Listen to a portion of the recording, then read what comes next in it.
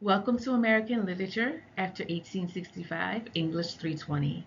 My name is Vashti Kofer. I'm your professor, and I'm glad you're here.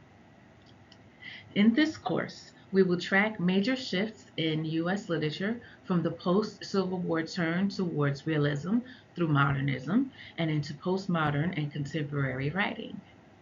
Along the way, we will pay close attention to how historical moments shape what writers say and how they say it.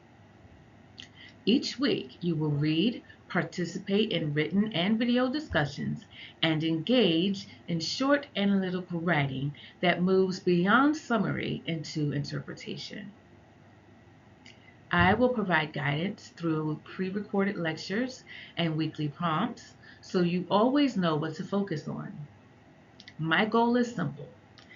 By the end of the session, you will be able to read challenging text with confidence, use evidence well, apply critical lenses responsibly, and communicate your ideas clearly in writing and in speech.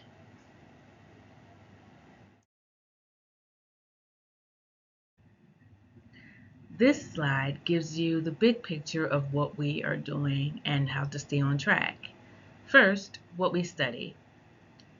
We are reading American literature after 1865, moving from realism and regionalism into naturalism, modernism, the Harlem Renaissance, mid-century drama, and postmodern fiction.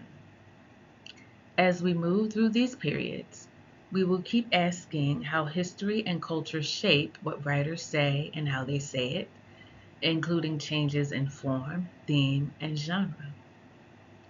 Second, how you work each week. Your job is to complete the required readings and take notes that help you pull strong textual evidence. Then you will participate in discussions, sometimes written and sometimes video, and you will submit weekly assignments using APA 7 formatting and accurate citations. Over time, you will build skills in close reading, comparison across movements, and making a clear argument using a critical lens.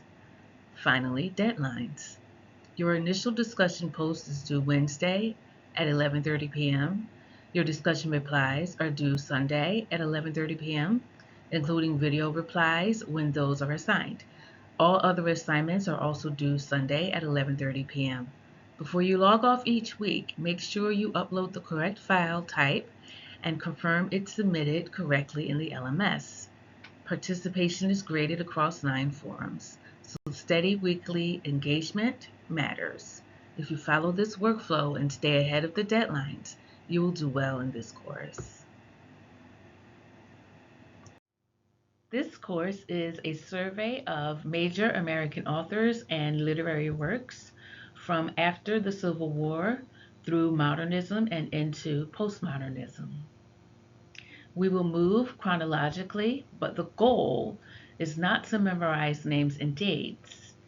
The goal is to understand how literature changes as history changes. Across the session, we will focus on shifts in literary style, theme, and genre. Each week, you will practice close reading, learn how to support claims with precise evidence, and use discussion and writing to build stronger interpretations. A simple way to hold the course together is our theme. We will keep asking how literature reshapes the meaning of truth, identity, power, and belonging as American history changes. If you keep those 4 words in mind, you will have a strong anchor for every unit we study.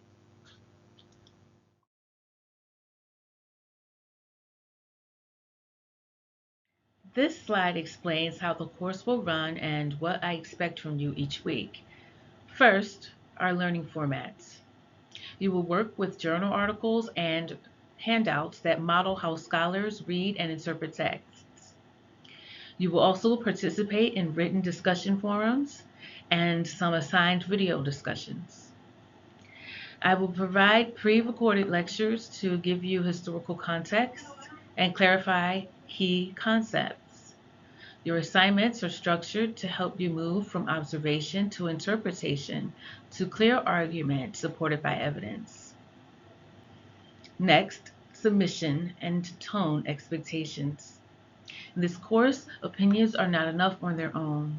You need textual evidence, whether that is a quotation, a short paraphrase, or a specific reference with citation. I also want you to write and speak in an academic tone that shows what you know. Your job is to explain what a passage says, and not only that, but why it matters. Now to the weekly overflow. Monday and Tuesday are for active reading.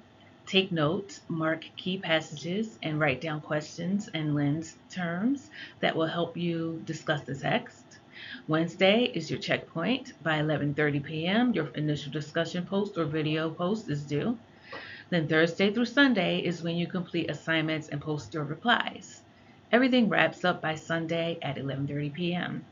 If you follow this rhythm each week, the workload stays manageable and your analysis will improve quickly.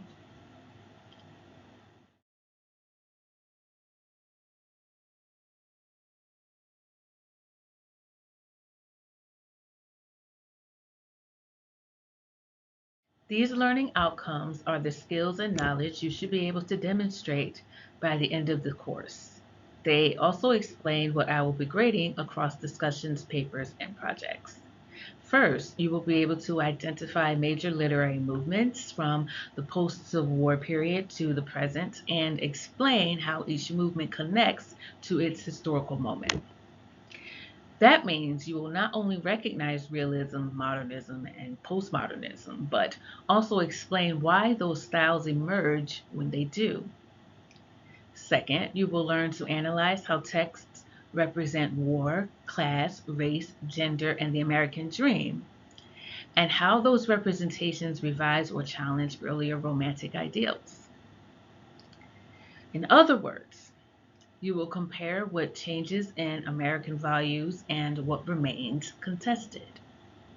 Third, you will be able to point to key formal features of modernist and postmodern writing, such as fragmentation, shifting perspectives, irony, or metafiction, and connect those choices to changing ideas about self and society. Fourth, you will practice using at least two critical lenses from the course to build an experience-based argument.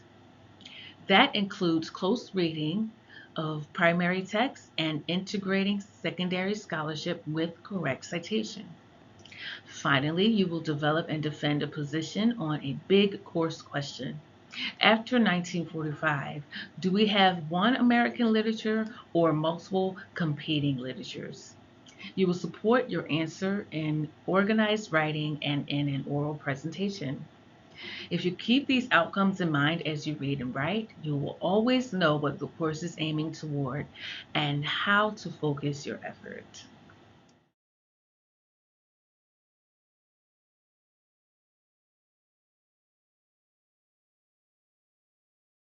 This slide shows you exactly where to find what you need for the course. First, all required texts for each week are in the course folder. I recommend that you open the folder at the start of each week, download or bookmark the readings, and skim the titles so you can plan your discussion post and assignment work early. Second, the required resource for writing is the APA 7 manual. Even though this is a literature course, you are expected to follow APA formatting and citation rules for written assignments. Keeping the APA manual open while you draft will save you time and points.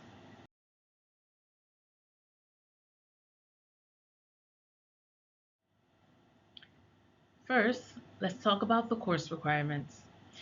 You need to complete the required readings each week and bring textual evidence into everything you submit.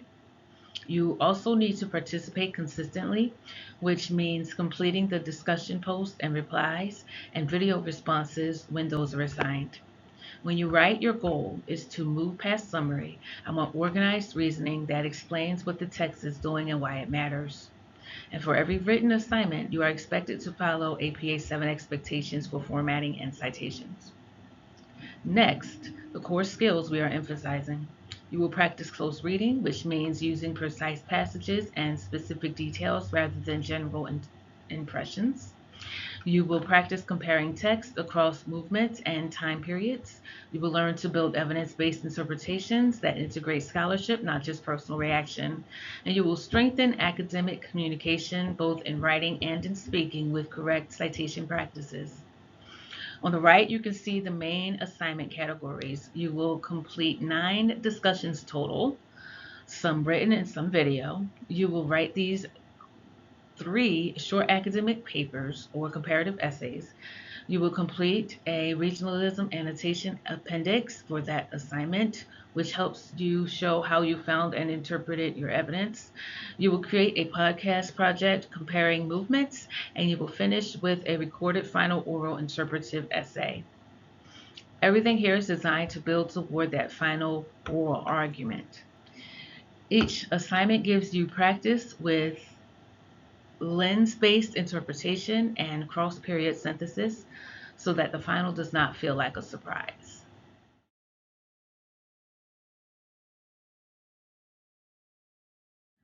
The final interpretive essay is 30% of your grade. That is a major piece of this course because it asks you to synthesize what we have studied and defend an interpretation clearly and convincingly. Your 3 papers are also 30% total, since each paper is worth 10%. These are the assignments where you practice sustained analysis, close reading, and using critical lenses with correct citations. Because they carry real weight, do not wait until the last day. Plan time for drafting and revision. Weekly discussion forums and video discussions make up 20%. There are 9 total, so your consistency matters. If you stay on schedule each week, you protect a solid portion of your grade. If you skip or rush discussions, it is hard to make those points back later. The podcast project is the remaining 20%. Think of it as a different way to show the same core skills: organized thinking, movement comparison, and evidence-based interpretation, just in a spoken format. The main takeaway is simple: a steady routine matters. Most points are earned through consistent weekly work, not last-minute cramming.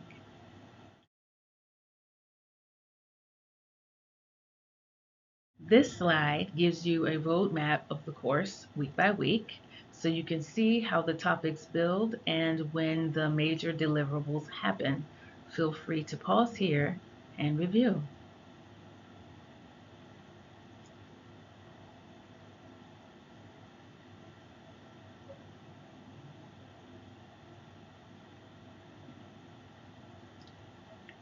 A quick reminder: the schedule overview here is the big picture. The detailed readings and assignment prompts are in the weekly modules and the syllabus, so always check the module for exact instructions before you submit.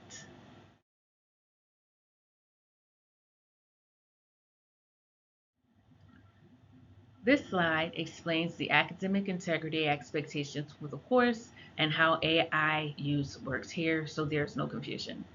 First, the basic expectation is original work.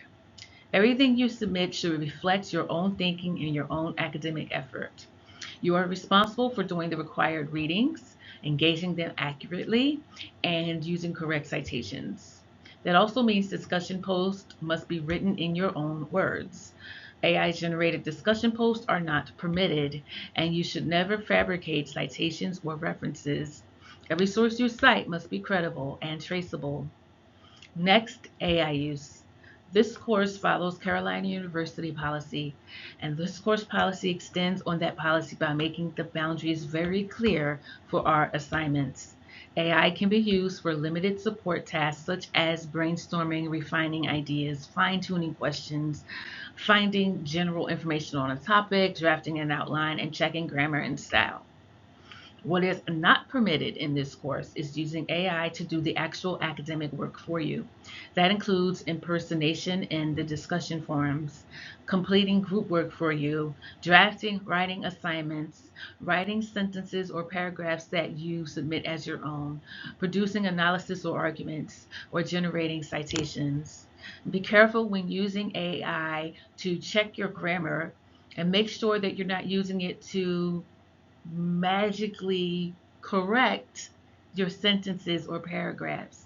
It should be used as a tool, okay, and not as a way to redo your work. All edits must be your own. Finally, I want you to understand the AI flag threshold and authorship review process. Any paper flagged above a 30% AI likelihood will require an authorship review before a grade can be finalized. A flag does not automatically mean misconduct, but it does mean you must provide proof of authorship.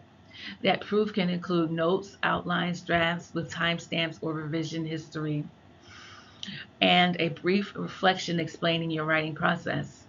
The simplest way to protect yourself is to do your own drafting, save your work as you go, and keep process evidence. If you write your own work and document your process, you will be fine. This slide is your week one roadmap, and it is designed to help you start strong and stay ahead of deadlines. On the left is your first week checklist. On the right is support and communication. At the bottom right is a suggested time plan so you can budget your week. Feel free to pause here and screenshot this slide. It might help you later.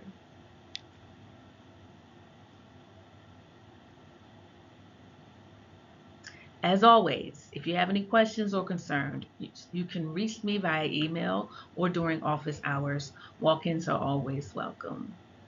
Let's get started.